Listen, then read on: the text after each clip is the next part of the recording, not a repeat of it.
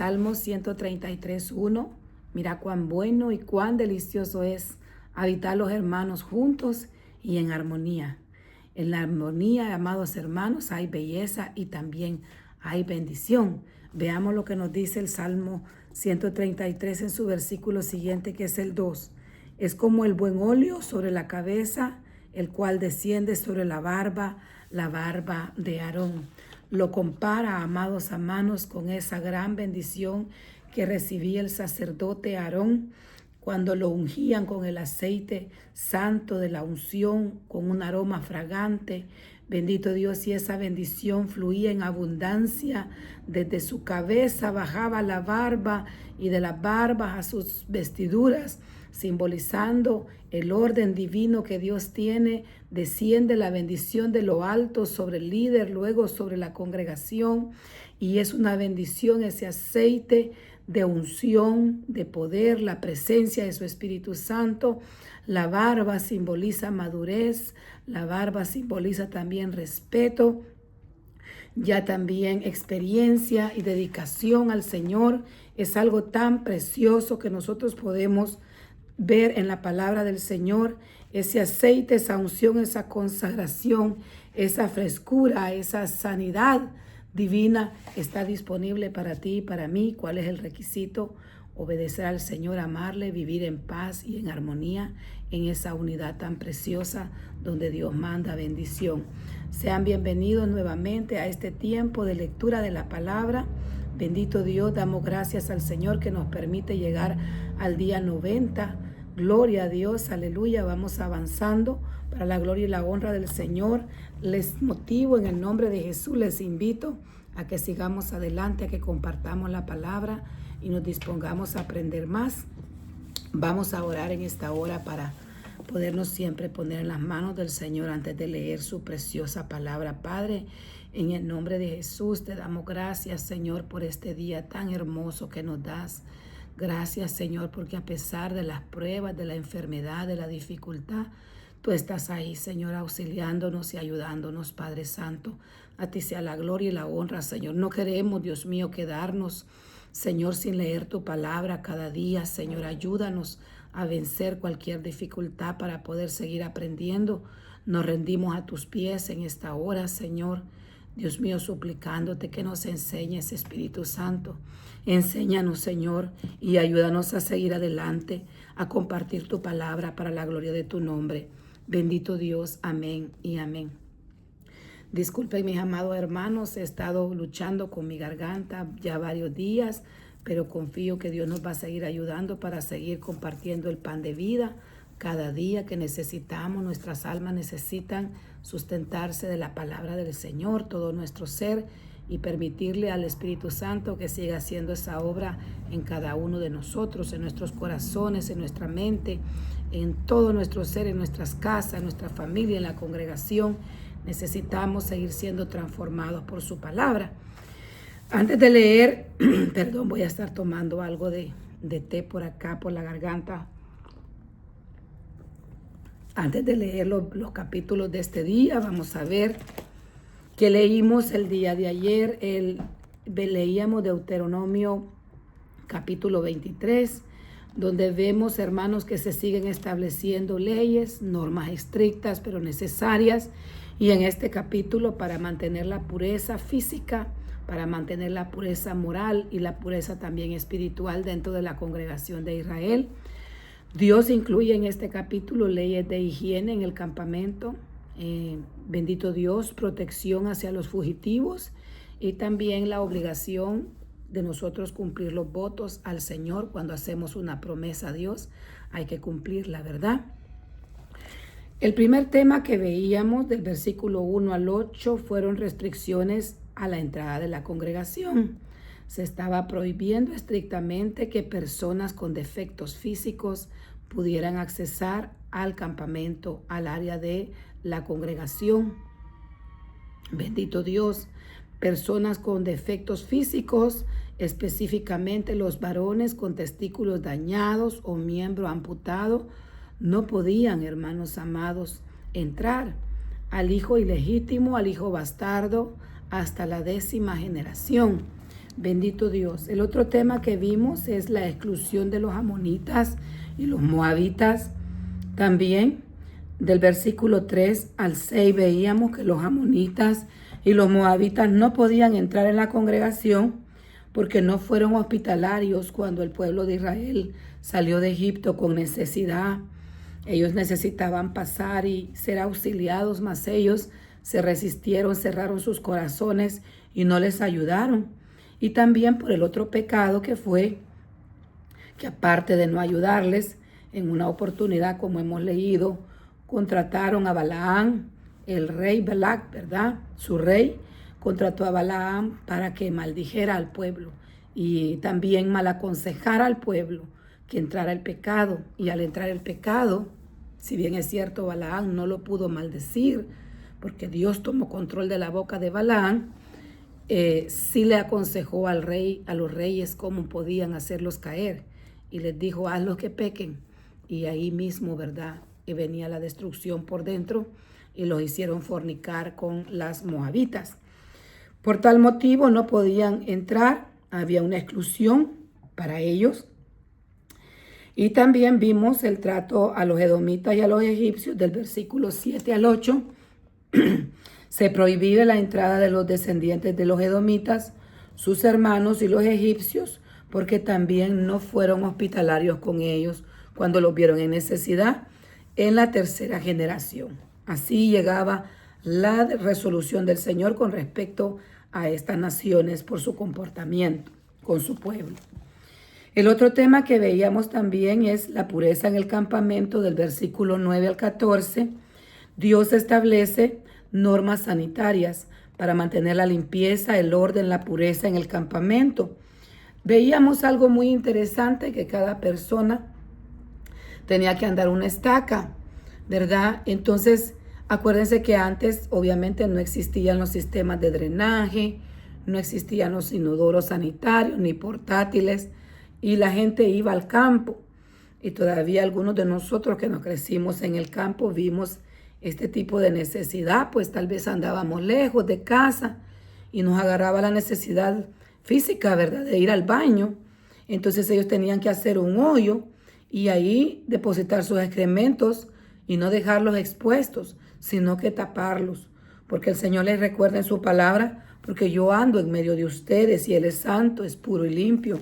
Entonces el pueblo tenía que mantenerse también de esa misma manera, santo, puro y limpio, no solo por los olores, sino también por el peligro que alguien, pues obviamente, pusiera su pie en todo eso y se hiciera una contaminación, ya que Jehová andaba en medio de ellos. Así que lindo, ¿verdad?, como Dios va normando, organizando todo lo que su pueblo tenía que hacer. El otro tema que vimos es las leyes humanitarias y sociales. Del versículo 15 al 20 pudimos leer que Dios ordena a no entregar al esclavo fugitivo. Se prohíbe también la prostitución cultural y no cobrar intereses a los hermanos israelitas. Sabemos por la palabra que lamentablemente las naciones paganas hacían muchos ritos, habían muchos cultos a los dioses falsos y esos cultos incluían la prostitución. Ellos le decían religiosa o sagrada, pero de sagrado no tenía nada, ¿verdad? Había mucha perversión. Entonces el Señor prohíbe directamente todo eso y también toca un tema financiero. Cuando un hermano en necesidad llega a pedirle prestado, pues el Señor nos motiva a ser dadivosos y a prestar, pero también no tiene que ver un abuso de la persona que está recibiendo ese préstamo, sino que si ha dado su palabra, tiene que cumplir esa palabra de pago en el tiempo que indicó, y si hay algún retraso, de buena manera acercarse y decirle a sus hermanos los motivos, las circunstancias o razones por los cuales no ha podido cumplirle al pago. Y en el caso de los israelitas, a otro israelita estaba prohibido cobrarles intereses. Entonces el Señor prohibía lo que se conoce como usura entre ellos, pero sí lo podían hacer con las personas que no eran de su, ¿verdad?, tribus. Entonces esto nos deja una gran enseñanza, que nosotros tenemos que ser de la misma manera con nuestra familia, con nuestros cercanos. Y la palabra también nos dice de los hermanos de la fe, pero que también no exista un abuso de la otra persona, sino que sea honesta, clara, verdad. Bendito Dios para unirnos y estar en verdad y en rectitud. Si nos mantenemos en la verdad, vamos a tener bendición. Pero si nosotros actuamos en mentira, en injusticia, en abuso, entonces no va a haber bendición porque esas cosas obviamente no son del Señor. Gloria a Dios. Veíamos otro aspecto muy importante, es que el cumplimiento de nuestros votos. Acá este capítulo enfatiza la obligación de cumplir cualquier voto que nosotros hacemos a Dios, hacemos promesas.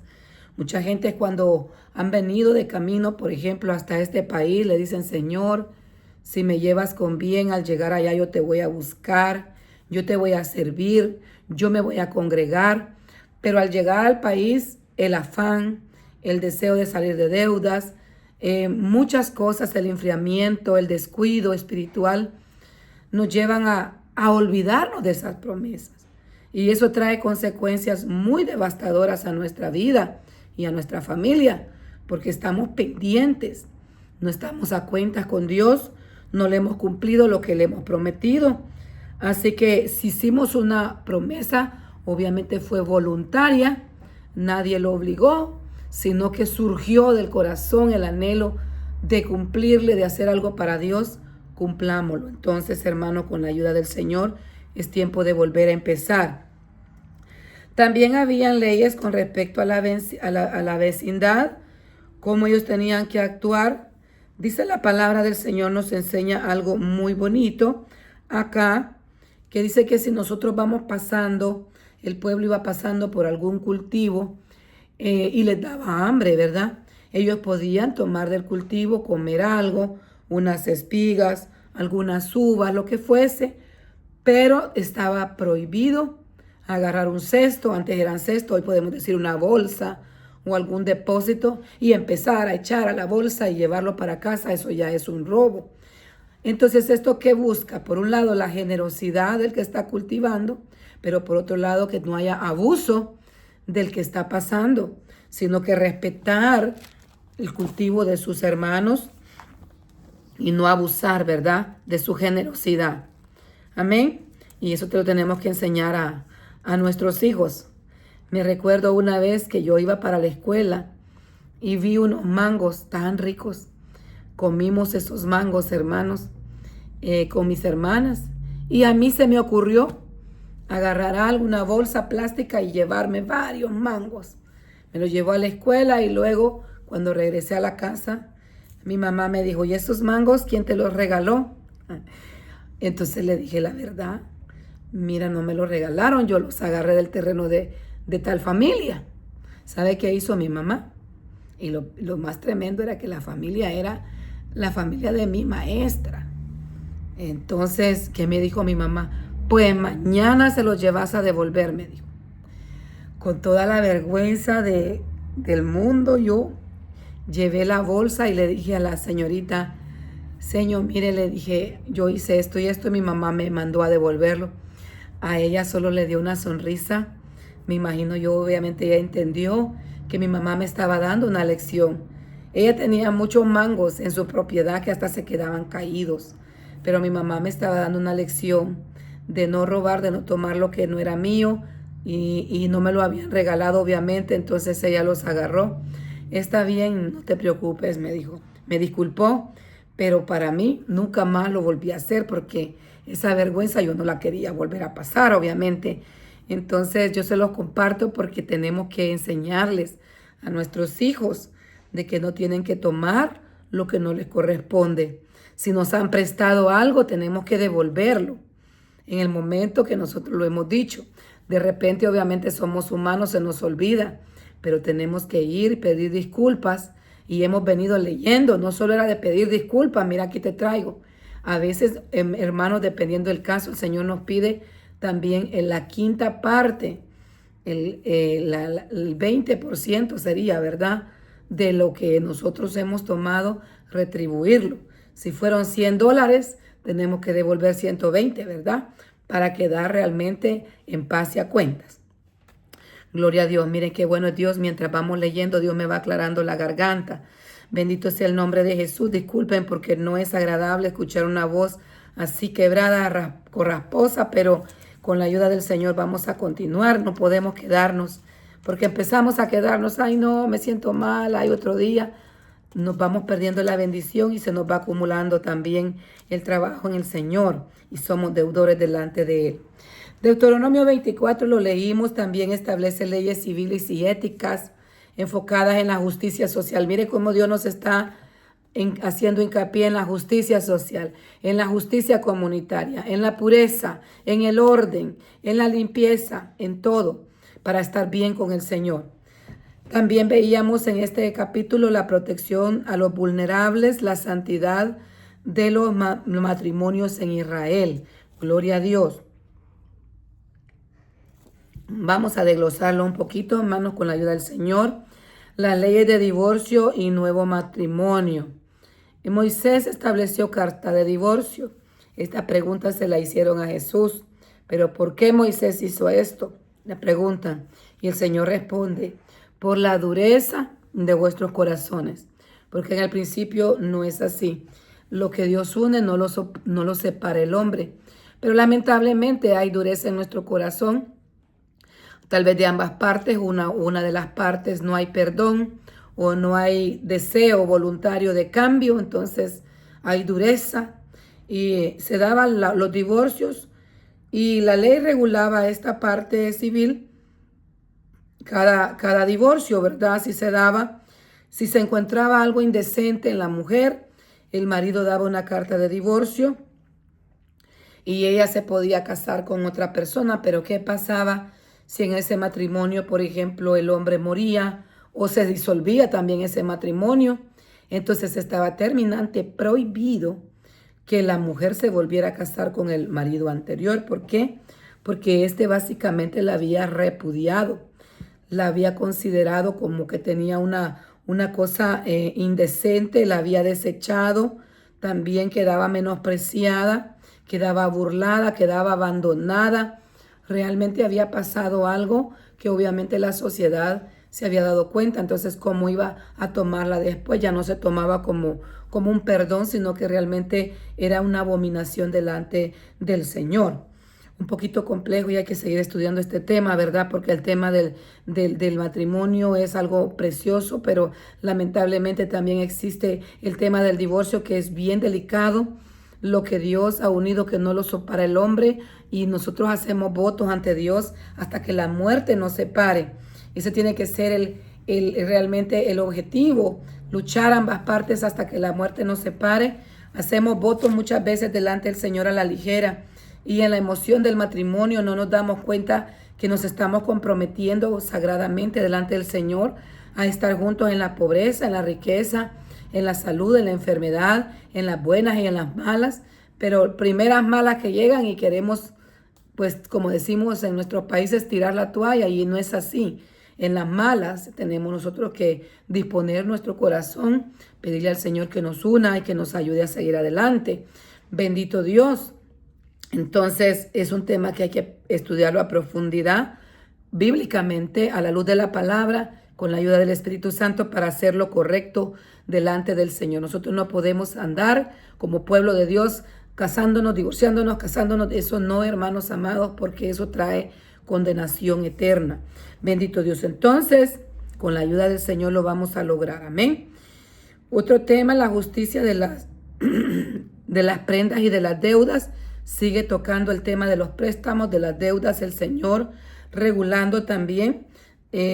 Prohíbe tomar la muela del molino, que era una pieza del molino, era una herramienta de trabajo, pero también simbolizaba la vida, porque si no había molino, obviamente con qué se iba a hacer, ¿verdad?, las harinas para hacer los panes, y eso iba a traer consecuencias graves en la alimentación de la familia.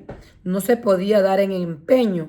Por ejemplo, a veces alguien va, y en nuestros países todavía existe eso: préstame tanta cantidad y te voy a dejar empeñada esta prenda, esta joya, esta ropa, lo que sea. Podían dejar empeñado algo en señal de que yo voy a volver por lo mío y te voy a devolver lo que tú me diste, pero no podía ser esta parte del molino, por ser una herramienta muy valiosa para la subsistencia de la persona, porque esto comprende la vida de la persona. Se ordena también devolver la ropa empeñada al atardecer, si el deudor era pobre. ¿Por qué? Para que pudiera dormir. Si ponía en empeño su capa, en el día le servía para taparse el sol, su manto, un manto grueso, un manto, tanto era un manto para las mujeres como para los hombres, ¿verdad? Para taparse del sol, pero tenían que devolvérselo en la noche al pobre para que se sustentara y se tapara, esa era su cobija, porque en el día había sol muy caliente, muy fuerte, pero en la noche había frío. Entonces Dios estaba protegiendo al desvalido, al más vulnerable. Otro tema, en el versículo 16, las responsabilidades individuales. Se establece el principio de que los padres no morirán por los hijos, ni los hijos por los padres. Cada uno debería de pagar y morir por su propio pecado. Esto es un camino individual. Bendito Dios. Y el último que vimos es la justicia social para los vulnerables. Sigue el Señor regulando la parte de los más indefensos en la población, en la comunidad, la sociedad. Se ordenó no pervertir el derecho del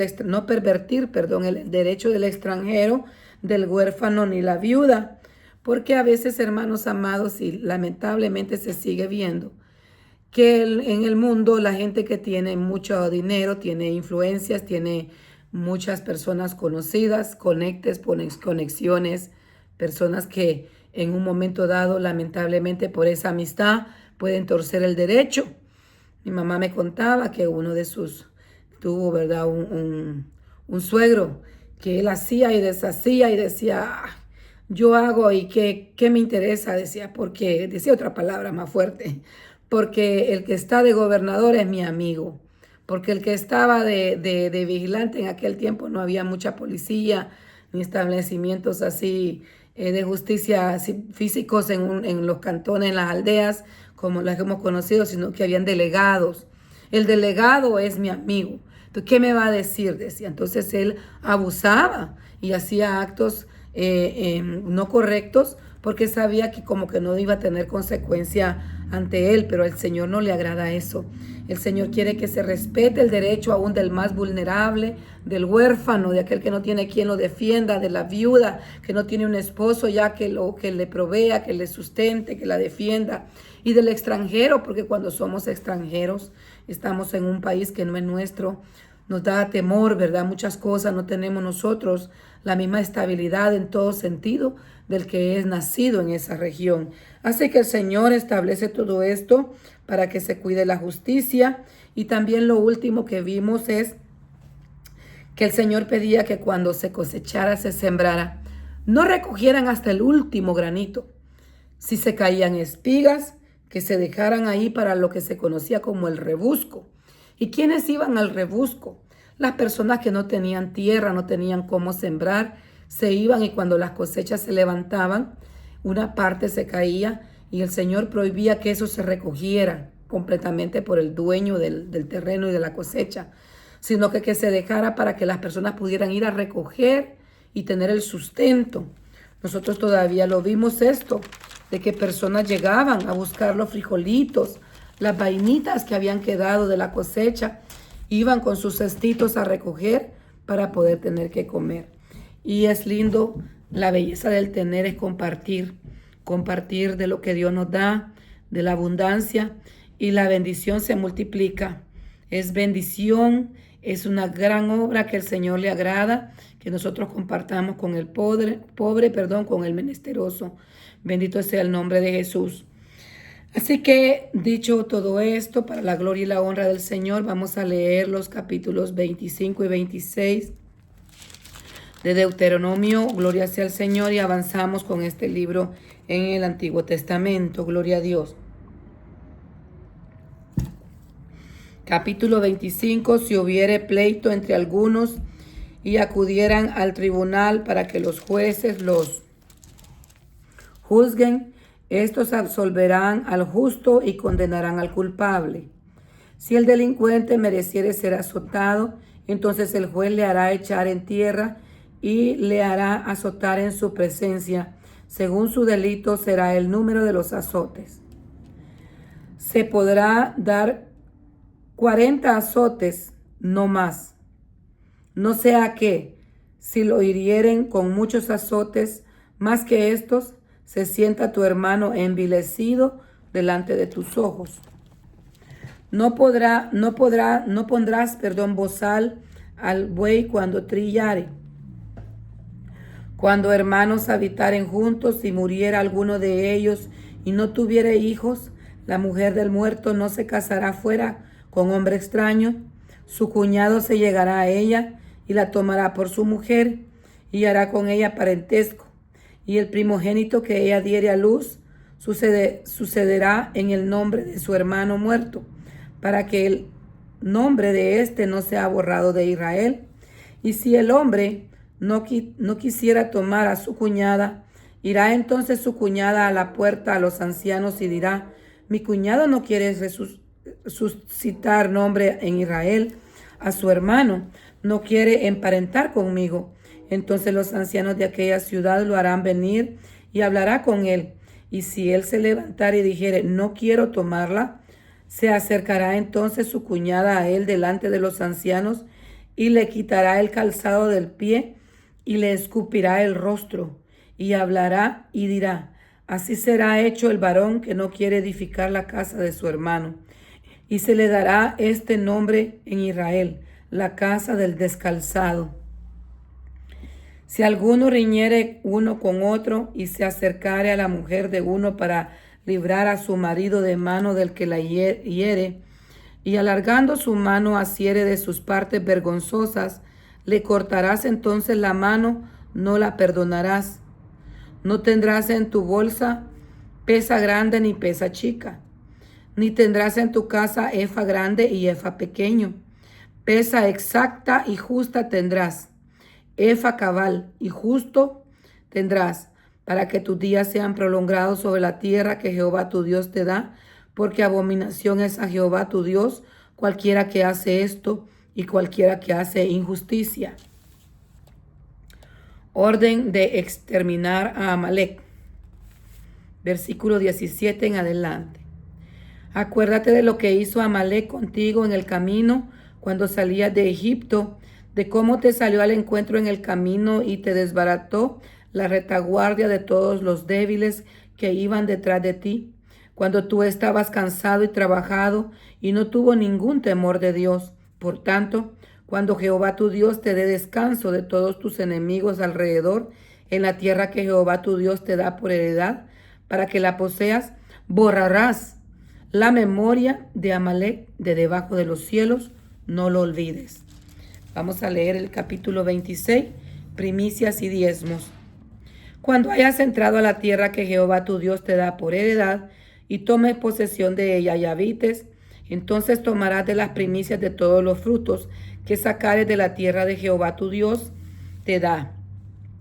Las pondrás en una canasta e irás al lugar que Jehová tu Dios escogiere para hacer habitar ahí su nombre. Y te presentarás al sacerdote que hubiere en aquellos días, y le dirás: declaro hoy a Jehová tu Dios que ha entrado en tierra que juró Jehová a nuestros padres que nos daría. El sacerdote tomará la canasta de tu mano y la pondrá delante del altar de Jehová tu Dios. Entonces hablarás y le dirás delante de Jehová tu Dios: un arameo a punto de perecer fue mi padre, el cual descendió a Egipto y habitó ahí con pocos hombres. Y ahí creció y llegó a ser una nación grande, fuerte y numerosa.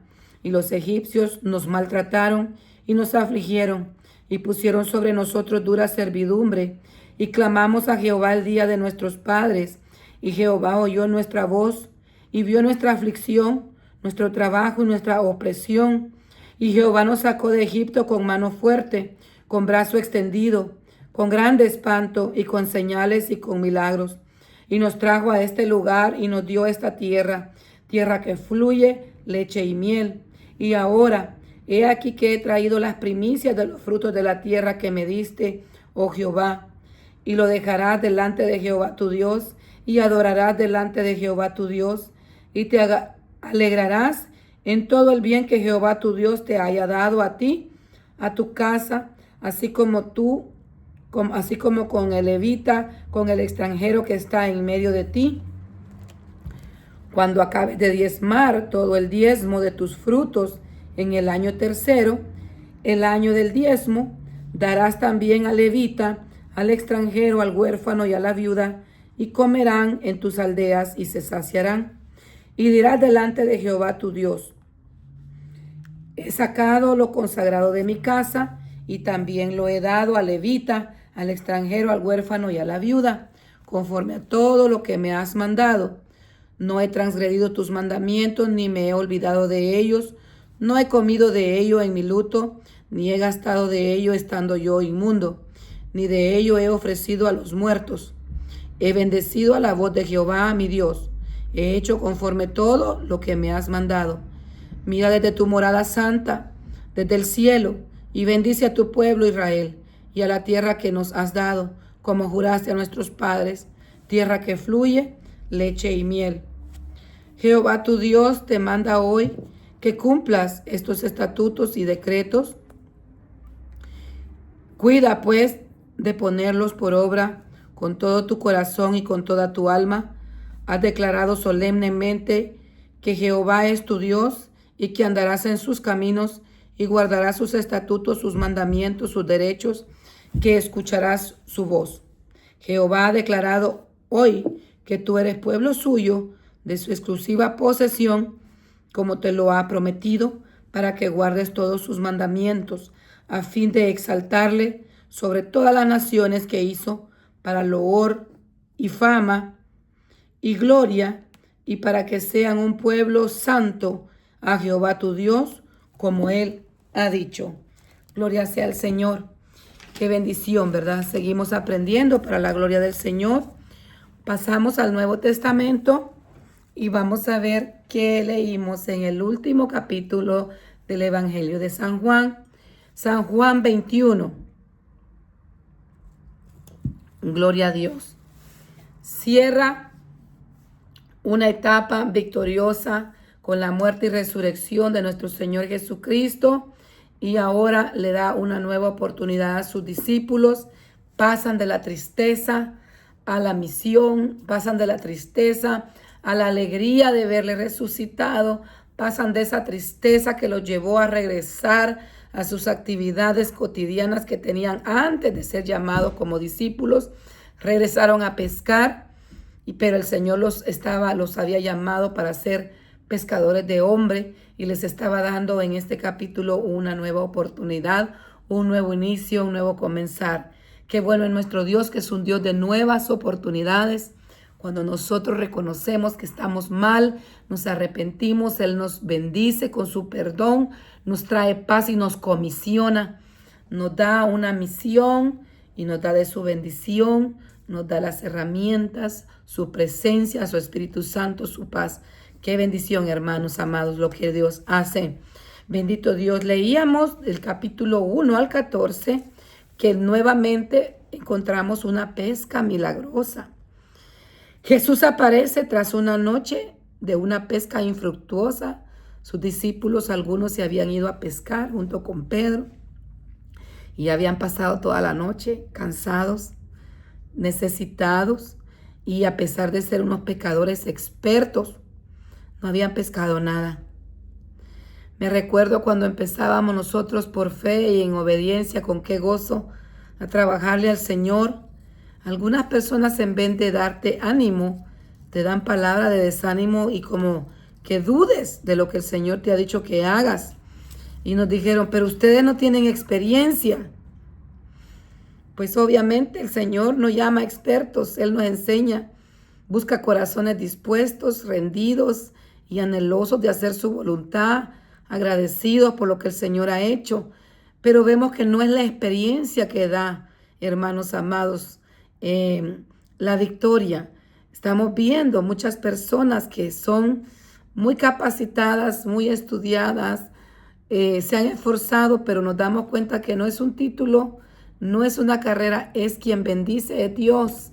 Quien abre puertas es el Señor. Él abre, y donde Él abre nadie puede cerrar, y donde Él cierra nadie puede abrir. Él es el Dios todopoderoso que está pendiente de ti y de mí. Entonces nuestra confianza no tiene que estar en nuestra experiencia, en nuestro conocimiento, en nuestras amistades. Tiene que estar la confianza en Dios y el anhelo de hacer su voluntad. Pedro era un pescador experimentado, eso era su trabajo. Antes de venir a los pies del Señor, lo dejó todo. Después, cuando le conoció y se reconoció como pecador, porque él había estado también toda una noche pescando, y en tu nombre le dijo, echaré la red. Cuando el Señor entró a su barca y le dice, echa la red, y le dice, ¿dónde? Y aquí vemos que se aparece Jesús luego de que ellos nuevamente están pescando infructuosamente, y Él les indica a dónde lanzar la red, a la derecha. Y hasta eso tiene un significado. Derecho, no izquierdo. Él a la derecha, a lo justo. Bendito Dios. Y Él está a la derecha del Padre. Entonces, bendito sea el nombre del Señor. Él es recto. Entonces ellos logran una pesca grande sin romper la red. Hasta la red fue fortalecida para soportar ese peso. Dios nos da la fuerza. A pesar de la enfermedad, perdón hermanos que me está entrando texto, simboliza abundancia, el respaldo del Señor, la guianza de su Espíritu, de la iglesia a nivel mundial. Entonces vemos algo maravilloso que Dios hace, restaura a Pedro. Tuvo ese momento, ese encuentro, ese desayuno de bendición. Del versículo 15 al 17, el Señor le pregunta a Pedro 3 veces, ¿me amas? ¿Nos hace algo esto? Esta situación de que sean 3 veces que Jesús le pregunta a Pedro, ¿me amas? 3 veces le negó Pedro. Y Dios le estaba dando la oportunidad a Pedro de 3 veces ahora decirle que sí lo amaba. Y el amor también trae compromiso, porque el amor es sufrido, todo lo soporta. El amor es benigno, es servicial. ¿Y qué le pide Jesús? Permite a Pedro que respondiera 3 veces ante la negación que hubo, tal como él se lo había profetizado, que antes que el gallo cantase, Pedro iba a negar 3 veces. Y esto nos enseña que el ministerio se basa en el amor. Bendito Dios, de nosotros como creyentes a Jesús. Y en ese amor que le tenemos a Él, pues obviamente tenemos que amar lo que Él ama, que es la iglesia. Que la iglesia somos todos nosotros. Todo el mundo busca un pastor perfecto, un líder de alabanza perfecto, un diácono perfecto, uno que está recibiendo en la puerta perfecto, pero pocos nos interesamos o se interesan en ser un creyente perfecto.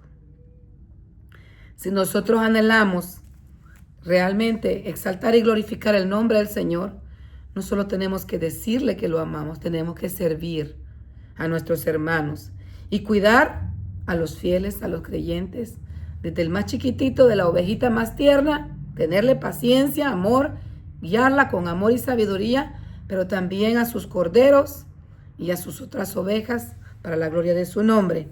Qué hermoso, ¿verdad?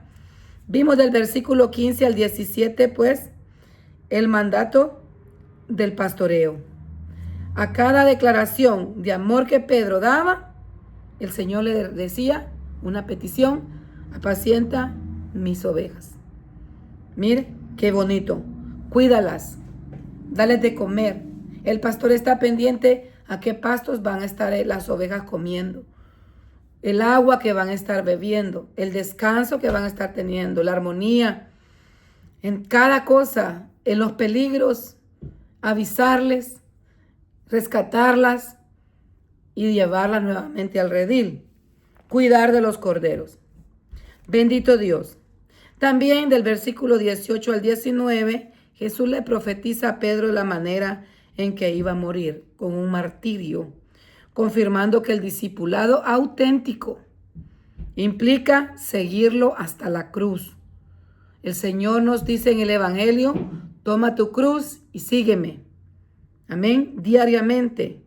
Ese reafirma, ese sígueme, es que a pesar de todo lo que tengamos que pasar, seguirle al Señor con fidelidad hasta el final. Sé fiel hasta la muerte y Él nos entregará la corona de vida. ¿Cómo murió Pedro? No está en la escritura, pero hay registros históricos que cuentan que Pedro murió crucificado, pero no se sintió digno de morir como su Señor, sino que fue boca abajo. Él sufrió y ahí sí, ya lleno del poder del Espíritu Santo, pudo soportar ese martirio y serle fiel hasta la muerte. Bendito Dios. Entonces, al final del versículo 20 al 25, este precioso evangelio termina diciéndonos que el discipulado tiene que ser un amor servicial. Y realmente, ¿cómo lo hacemos? Testificando. Testificando de que Jesucristo es el camino, la verdad y la vida. Testificando que Él vino siendo Dios, se despojó de su gloria, tomó un cuerpo, tomó tu carga, la mía, tu pecado, el mío, lo pagó en la cruz del Calvario, derramó su sangre, murió, venció, consumó el plan de salvación, soportó todo, pero resucitó. Y que está a la diestra del Padre. Entonces el Señor nos manda a que este mismo evangelio nosotros lo compartamos por gracia. Por gracia lo hemos recibido, por gracia tenemos que compartirlo. Bendito Dios. Entonces también cierra Juan diciendo que el Señor hizo tantas cosas maravillosas que no fueron registradas, porque si se hubiesen registrado, si se escribieran en libros, no bastaría en todo el mundo los libros para contener tantos libros de todo lo que el Señor hizo. Qué bendición, ¿verdad? Sabemos que el Señor es todopoderoso, omnipresente, omnipotente, Él hace maravillas, Él sigue haciendo el mismo de ayer, de ahora y siempre, y eso nos trae esperanza de que también el Señor sigue haciendo milagros y nos sigue auxiliando. ¿Qué nos corresponde leer ahora? Iniciamos un libro precioso también, el libro de los Hechos. Bendito Dios. ¿Qué vamos a ver en este libro? Bendito sea el nombre del Señor. Cosas maravillosas, amén. Recordemos que todo el Antiguo Testamento lo tenemos que leer porque es una preparación. Ahí encontrábamos los inicios, la caída, la promesa de un Salvador,